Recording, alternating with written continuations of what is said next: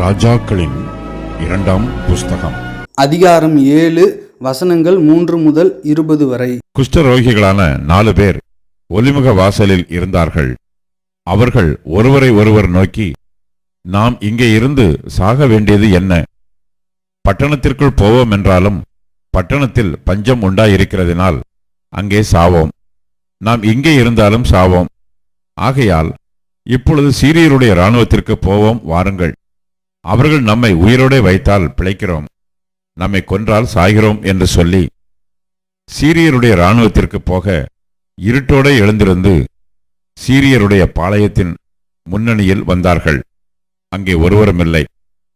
ஆண்டவர் சீரியரின் இராணுவத்திற்கு ரதங்களின் இரைச்சலையும் குதிரைகளின் இரைச்சலையும் மகா இராணுவத்தின் இரைச்சலையும் கேட்க பண்ணினதினால் அவர்கள் ஒருவரை ஒருவர் நோக்கி, இதோ நம்மிடத்தில் போருக்கு வர இஸ்ரவேலின் ராஜா ஏத்தியரின் ராஜாக்களையும் எகிப்தியரின் ராஜாக்களையும் நமக்கு விரோதமாக கூலி பொருந்தினான் என்று சொல்லி இருட்டோടെ எழுந்திருந்து ஓடிப்போய் தங்கள் கூடாரங்களையும் தங்கள் குதிரைகளையும் தங்கள் கழுதைகளையும் தங்கள் பாளையத்தையும் அவைகள் இருந்த பிரகாரமாக விட்டு தங்கள் பிராணன் மாத்திரம் தப்பும்படி ஓடிப்போனார்கள். அந்த குஷ்டரோகிகள் பாளையத்தின் முன்னணி மட்டும் வந்தபோது ஒரு கூடாரத்திற்குள் பிரவேசித்து புசித்து குடித்து அதிலிருந்து வெள்ளியையும் பொன்னையும் வஸ்திரங்களையும் எடுத்துக்கொண்டு போய் ஒளித்து வைத்து திரும்பி வந்து வேறொரு கூடாரத்திற்குள் பிரவேசித்து அதிலிருந்தும் அப்படியே எடுத்துக்கொண்டு போய் ஒளித்து வைத்து பின்பு அவர்கள் ஒருவரை ஒருவர் நோக்கி, நாம் செய்கிறது நியாயமல்ல. இந்நாள் நற்செய்தியை அறிவிக்கும் நாள். நாம் மௌனமாயிருந்து பொழுது விடியும் மட்டும் காத்திருந்தால் குற்றம் நம்மேல் சுமரும். இப்போதும் நாம் போய் ராஜாவின் அரமனையாருக்கு இதை அறிவிப்போம், வாருங்கள் என்றார்கள். அப்படியே அவர்கள் வந்து பட்டணத்து வாசல் காவலாளனை நோக்கி கூப்பிட்டு, நாங்கள் சீரியரின் பாளையத்திற்கு போய் வந்தோம். அங்கே ஒருவரும் இல்லை, ஒரு மனுஷனுடைய சத்தமும் இல்லை. கட்டியிருக்கிற குதிரைகளும் கட்டியிருக்கிற கழுதைகளும் கூடாரங்களும் இருந்த பிரகாரம் இருக்கிறது என்று அவர்களுக்கு சொன்னார்கள். அப்பொழுது அவன் வாசல் காக்கிற மற்றவர்களை கூப்பிட்டான். அவர்கள் உள்ளே போய் ராஜாவின் அரமனையாருக்கு அதை அறிவித்தார்கள். அப்பொழுது ராஜா ராத்திரியில் எழுந்து தன் ஊழியக்காரரை நோக்கி, சீரியர் நமக்கு செய்கிற காரியத்தை உங்களுக்கு தெரியப்படுத்துகிறேன். நாம் பட்டினியாய் இருக்கிறோம் என்று அவர்கள் அறிவார்கள். ஆகையால் நாம் பட்டணத்திலிருந்து புறப்பட்டு போனால் நம்மை உயிரோடு பிடித்து கொண்டு பட்டணத்திற்குள் பிரவேசிக்கலாம் என்று எண்ணி அவர்கள் பாளையத்தை விட்டு புறப்பட்டு வெளியில் ஒளித்துக் கொண்டிருக்கிறார்கள் என்றான். அவன் ஊழியக்காரரில் ஒருவன் பிரதியுத்தரமாக, இங்கே மீதியான குதிரைகளில் 5 குதிரைகளை கொண்டு போக உத்தரவு கொடும். இதோ இங்கே மீதியான இஸ்ரவேலின் சகல ஏராளத்திலும் மாண்டுபோன இஸ்ரவேலின் சகல கூட்டத்திலும் அவைகள் மாத்திரம் மீந்திருக்கிறது. அவைகளை நாம் அனுப்பி பார்ப்போம் என்றான். அப்படியே 2 ரத குதிரைகளை கொண்டு வந்தார்கள். ராஜா போய் வாருங்கள் என்று சொல்லி சீரியரின் இராணுவத்தை தொடர்ந்து போகும்படி அனுப்பினான். அவர்கள் யோர்தான் மட்டும் அவர்களை பின்தொடர்ந்து போனார்கள். சீரியர் தீவிரித்து ஓடுகையில் அவர்கள் எரிந்து போட்ட வஸ்திரங்களாலும் தட்டுமுட்டுகளாலும் வழியெல்லாம் நிறைந்திருந்தது. அனுப்பப்பட்டவர்கள் திரும்பி வந்து ராஜாவுக்கு அதை அறிவித்தார்கள். அப்பொழுது ஜனங்கள் புறப்பட்டு சீரியரின் பாளையத்தை கொள்ளையிட்டார்கள். கர்த்தருடைய வார்த்தையின்படியே 1 மரக்கால் கோதுமை மா 1 சேக்கலுக்கும் 2 மரக்கால் வால்கோதுமை 1 சேக்கலுக்கும் விற்கப்பட்டது. ராஜா தனக்கு கையிலாக கொடுக்கிற அந்த பிரதானியை ஒலிமுக வாசலில் விசாரிப்பாய் இருக்க கட்டளையிட்டிருந்தான். ஒலிமுக வாசலிலே ஜனங்கள் அவனை நெருங்கி மிதித்ததினாலே ராஜா தேவனுடைய மனுஷனிடத்தில் வந்தபோது சொல்லியிருந்தபடியே அவன் செத்துப்போனான். 2 மரக்கால் வார்கோதுமை 1 சேக்கலுக்கும் 1 மரக்கால் கோதுமைமா 1 சேக்கலுக்கும் நாளை இந்நேரத்திலே சமாரியாவின் ஒலிமுக வாசலில் விற்கும் என்று தேவனுடைய மனுஷன் ராஜாவோடே சொன்னதின்படியே நடந்தது. அதற்கு அந்த பிரதானி தேவனுடைய மனுஷனுக்கு பிரதியுத்தரமாக, இதோ, கர்த்தர் வானத்திலே மதகுகளை உண்டாக்கினாலும் இந்த வார்த்தையின்படி நடக்குமா என்று சொல்ல, இவன், இதோ, உன்னுடைய கண்களினாலே அதை காண்பாய், ஆனாலும் அதிலே சாப்பிட மாட்டாய் என்றானே. அந்த பிரகாரமாகத்தானே அவனுக்கு நடந்தது. ஒலிமுக வாசலிலே ஜனங்கள் அவனை நெருங்கி மிதித்ததினாலே அவன் செத்துப்போனான். ராஜாக்களின் 2ஆம் புஸ்தகம் அதிகாரம் 8 வசனங்கள் 7 முதல் 15 வரை. சீரியாவின் ராஜாவாகிய பெனாதாத் வியாதியாயிருந்தான். எலிசா தமஸ்குவுக்கு வந்தான். தேவனுடைய மனுஷன் இவ்விடத்தில் வந்திருக்கிறான் என்று அவனுக்கு அறிவிக்கப்பட்டபோது, ராஜா ஆசகேலை நோக்கி, நீ உன் கையிலே ஒரு காணிக்கை எடுத்துக்கொண்டு தேவனுடைய மனுஷனுக்கு எதிர்கொண்டு போய், நான் இந்த வியாதி நீங்கி பிழைப்பேனா என்று அவனை கொண்டு கர்த்தரிடத்தில் விசாரிக்கச் சொன்னான். ஆசகேல் தமஸ்குவின் சகல உச்சிதங்களிலும் 40 ஒட்டகங்களின் சுமையான காணிக்கையை எடுத்துக்கொண்டு அவனுக்கு எதிர்கொண்டு போய் அவனுக்கு முன்பாக நின்று, சீரியாவின் ராஜாவாகிய பெனாதாத் என்னும் உம்முடைய குமாரன் என்னை உம்மிடத்தில் அனுப்பி இந்த வியாதி நீங்கி பிழைப்பேனா என்று கேட்கச் சொன்னார் என்றான். எலிசா அவனை நோக்கி, நீ போய் வியாதி நீங்கி பிழைப்பீர் என்று அவனுக்குச் சொல்லும், ஆனாலும் அவன் சாகவே சாவான் என்பதை கர்த்தர் எனக்கு காண்பித்தார் என்றான். பின்பு தேவனுடைய மனுஷன் தன் முகத்தை திருப்பாமல் அவன் சலித்து போக மட்டும் அவனை நோக்கிக் கொண்டே அழுதான். அப்பொழுது ஆசகேல், என் ஆண்டவன் அழுகிறது என்ன என்று கேட்டான். அதற்கு அவன், நீ இஸ்ரவேல் புத்திரருக்கு செய்யும் தீங்கை நான் அறிந்திருக்கிறபடியினால் அழுகிறேன்.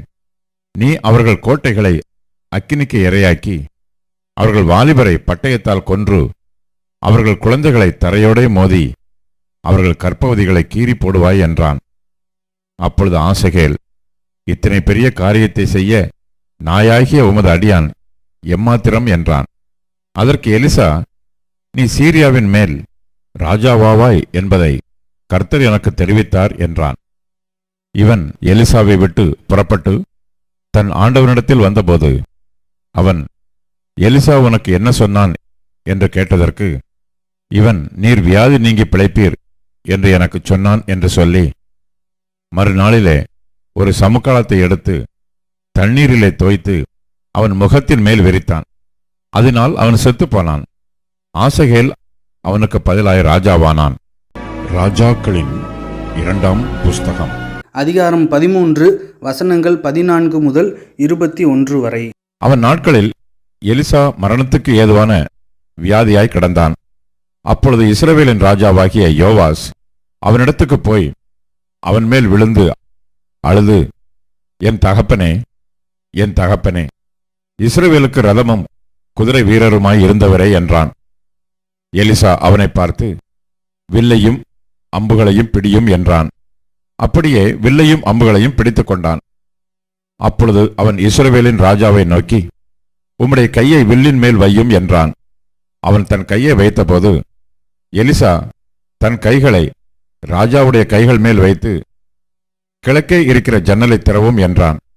அவன் அதை திறந்தபோது எலிசா எய்யும் என்றான். இவன் எய்தபோது அவன், அது கர்த்தருடைய ரட்சிப்பின் அம்பும் சீரியரினின்று விடுதலையாக்கும் ரட்சிப்பின் அம்புமானது. நீர் ஆப்பக்கிலே சீரியரை தீர முறிய அடிப்பீர் என்றான். பின்பு அம்புகளை பிடியும் என்றான். அவைகளை பிடித்தான். அப்பொழுது அவன் இஸ்ரவேலின் ராஜாவை நோக்கி, தரையிலே அடியும் என்றான். அவன் 3 தரம் அடித்து நின்றான். அப்பொழுது தேவனுடைய மனுஷன் அவன் மேல் கோபமாகி, நீர் 5-6 விசை அடித்தீரானால் அப்பொழுது சீரியரை தீர முறிய அடிப்பீர். இப்பொழுதோ சீரியரை 3 விசை மாத்திரம் முறிய அடிப்பீர் என்றான். எலிசா மரணமடைந்தான். அவனை அடக்கம் பண்ணினார்கள்.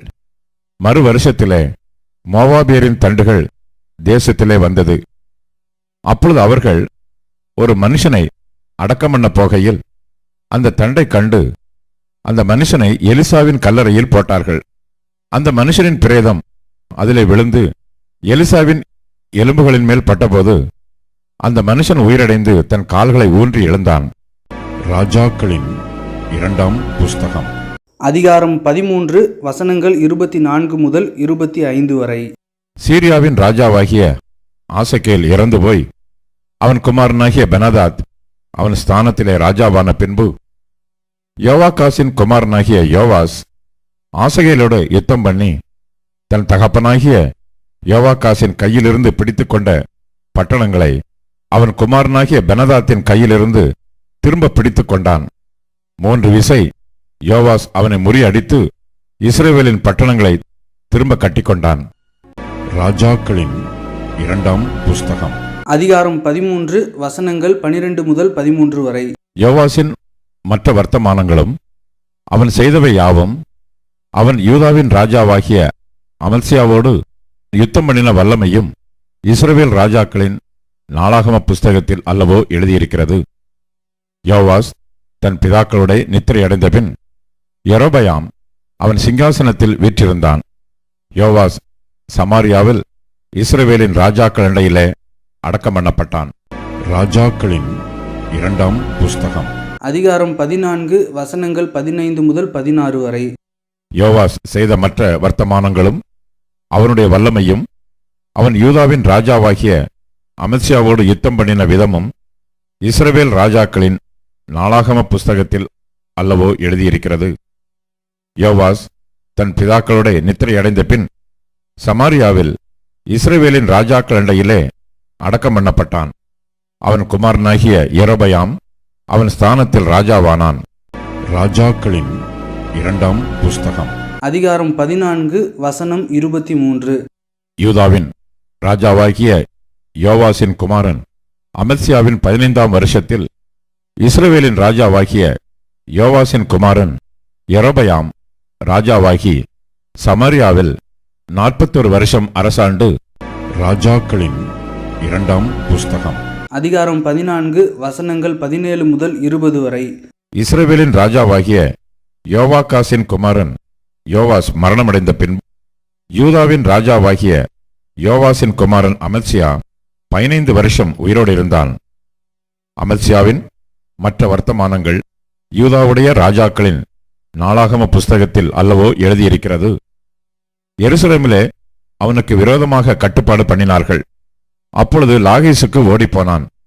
ஆனாலும் அவர்கள் அவன் பிறகே லாகீசுக்கு மனுஷரை அனுப்பி அங்கே அவனை கொன்று போட்டு குதிரைகள் மேல் அவனை எடுத்துக்கொண்டு வந்தார்கள். அவன் எருசலேமில் இருக்கிற தாவீதின் நகரத்திலே தன் பிதாக்களிடையிலே அடக்கம் பண்ணப்பட்டான். நாளாகமத்தின் 2ஆம் புஸ்தகம் அதிகாரம் 25 வசனங்கள் 25 முதல் 28 வரை. யோவாகாசின் குமாரனாகிய யோவாஸ் என்னும் இஸ்ரவேலின் ராஜா மரணமடைந்த பின்பு யோவாசின் குமாரனாகிய அமத்சியா என்னும் யூதாவின் ராஜா 15 வருஷம் உயிரோடு இருந்தான். அமத்சியாவின் ஆதியோடந்த நடபடியான மற்ற வர்த்தமானங்கள் யூதா இஸ்ரவேல் ராஜாக்களின் புஸ்தகத்தில் அல்லவோ எழுதியிருக்கிறது. அமத்சியா கர்த்தரை விட்டு பின்வாங்கின காலம் முதற்கொண்டு எருசலேமில் இருந்தவர்கள் அவனுக்கு விரோதமாக கட்டுப்பாடு பண்ணிக்கொண்டார்கள். அது நிமித்தம் அவன் லாகீசுக்கு ஓடிப்போனான். ஆனாலும் அவன் பிறகே லாகீசுக்கு மனுஷரை அனுப்பினார்கள். அவர்கள் அங்கே அவனை கொன்று போட்டு குதிரைகள் மேல் அவனை எடுத்து வந்து யூதாவின் நகரத்தில் அவன் பிதாக்களிடையில் அடக்கம் பண்ணினார்கள். ராஜாக்களின் 2ஆம் புஸ்தகம் அதிகாரம் 14 வசனங்கள் 21 முதல் 22 வரை. யூதா ஜனங்கள் யாவரும் 16 வயதுள்ள அசரியாவை அழைத்து வந்து அவனை அவன் தகப்பனாகிய அமத்சியாவின் ஸ்தானத்தில் ராஜாவாக்கினார்கள். ராஜா தன் பிதாக்களோட நித்திரை அடைந்த பின்பு இவன் ஏலாதை கட்டி அதை திரும்ப யூதாவின் வசமாக்கி கொண்டான். ராஜாக்களின் 2ஆம் புஸ்தகம் அதிகாரம் 15 வசனங்கள் 1 முதல் 5 வரை.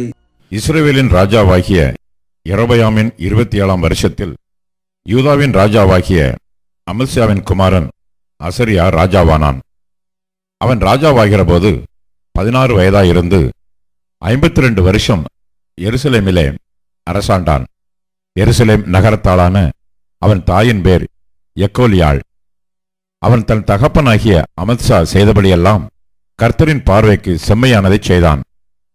மேடைகள் மாத்திரம் அகற்றப்படவில்லை, ஜனங்கள் இன்னும் மேடைகள் மேல் பலியிட்டு தூபம் காட்டி வந்தார்கள். கர்த்தர் இந்த ராஜாவை வாதித்ததினால் அவன் தன் மரண நாள் மட்டும் குஷ்டரோகியாயிருந்து தனித்து ஒரு வீட்டிலே வாசம் பண்ணினான். ராஜாவின் குமாரனாகிய யோதாம் அரமனை விசாரிப்புக்காரனாயிருந்து தேசத்தின் ஜனங்களை நியாயம் விசாரித்தான். நாளாகமத்தின் 2ஆம் புஸ்தகம் அதிகாரம் 26 வசனங்கள் 1 முதல் 21 வரை.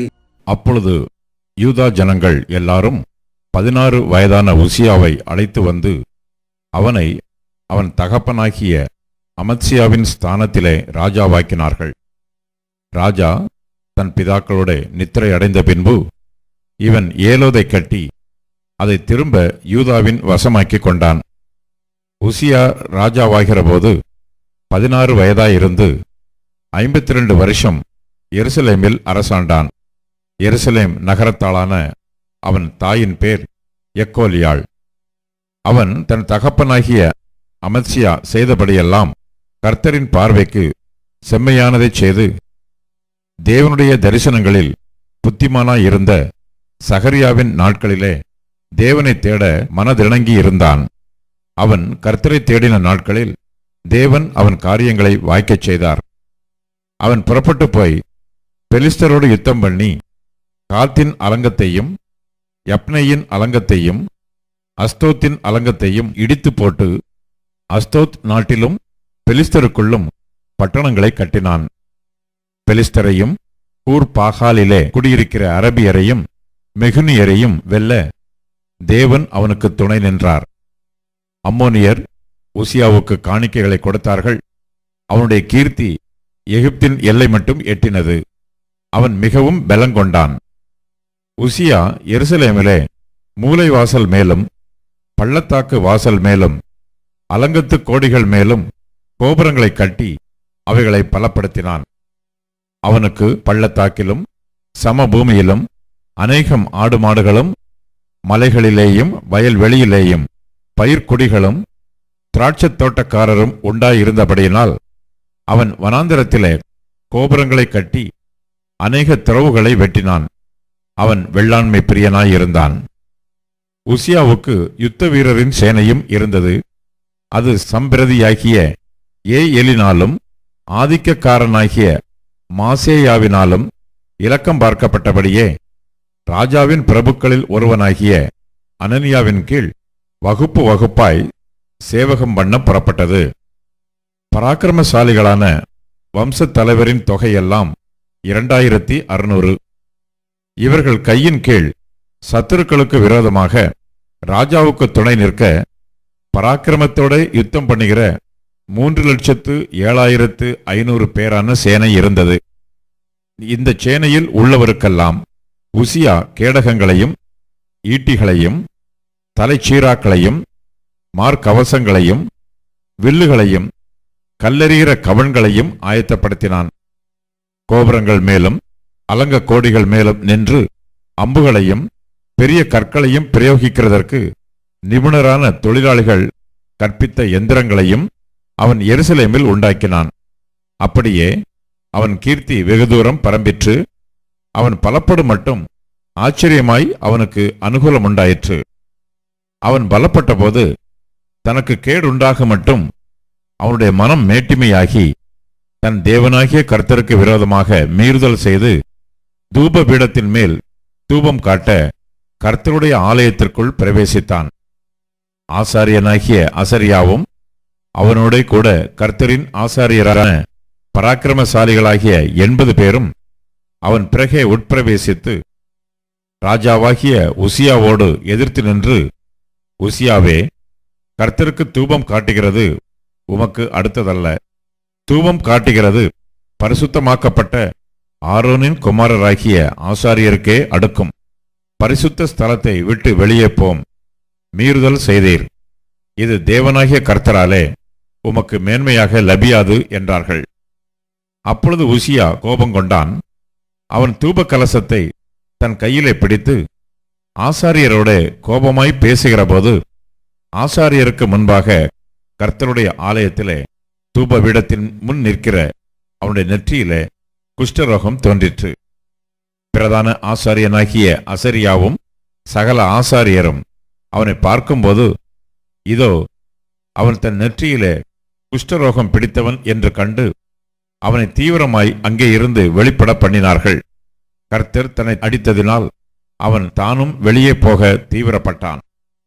ராஜாவாகிய உசியா தன் மரண நாள் மட்டும் குஷ்டரோகியாய் இருந்து கர்த்தருடைய ஆலயத்துக்கு புறம்பாக்கப்பட்டபடியினால் ஒரு தனித்த வீட்டிலே குஷ்டரோகியாய் வாசம் பண்ணினான். அவன் குமாரனாகிய யோதாம் ராஜாவின் அரமனை விசாரிப்புக்காரனாயிருந்து தேசத்தின் ஜனங்களை நியாயம் விசாரித்தான். ஆமோஸ் அதிகாரம் 1. தெக்கோவா ஊர் மேய்ப்பருக்குள் இருந்த ஆமோஸ் யூதாவின் ராஜாவாகிய உசியாவின் நாட்களிலும் இஸ்ரவேலின் ராஜாவாகிய யோவாசுடைய குமாரனாகிய யெரொபெயாமின் நாட்களிலும் பூமி அதிர்ச்சி உண்டாக 2 வருஷத்துக்கு முன்னே இஸ்ரவேலை குறித்து தரிசனம் கண்டு சொன்ன வார்த்தைகள். கர்த்தர் சீயோனிலிருந்து கர்ச்சித்து எருசலேமிலிருந்து சத்தமிடுவார். அதனால் மேய்ப்பரின் தாபரங்கள் துக்கம் கொண்டாடும், கர்மேலின் கொடுமுடியும் காய்ந்து போகும். கர்த்தர் சொல்லுகிறது என்னவென்றால், தமஸ்குவினுடைய 3 பாதகங்களின் நிமித்தமும் 4 பாதகங்களின் நிமித்தமும் நான் அதன் ஆக்கினையை திருப்ப மாட்டேன். அவர்கள் கீலேயாத்தை இருப்பு கருவிகளினால் போரடித்தார்களே, ஆசகேலின் வீட்டிலே தீ கொளுத்துவேன், அது பெனாதாதின் அரமனைகளை பட்சிக்கும்.